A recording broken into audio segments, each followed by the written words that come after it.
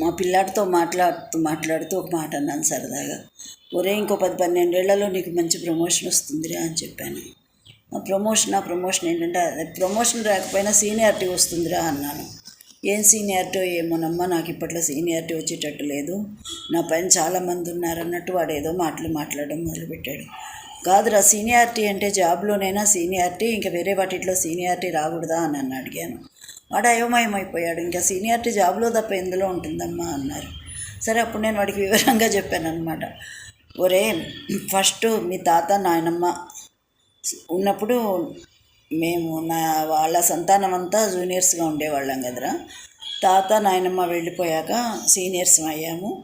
అలాగే మా జనరేషన్ ముగించాక మీరు సీనియర్స్ అవుతారా, అప్పుడు మీ పిల్లలు జూనియర్స్ అవుతారని చెప్పాను. అబ్బా, అట్లాంటి మాటలు ఇప్పుడే అనకమ్మా అన్నాడు. అరే, ఆ మాటలనే ఏజ్కి వచ్చాను రా, అందుకే అంటున్నాను అని చెప్పేసి సరదాగా తీసుకోరా అని చెప్పి కన్విన్స్ చేశాను అనుకోండి. సీనియారిటీ అంటే 2 రకాల అర్థం వస్తాయి, గ్రహించుకోండి అందరూ.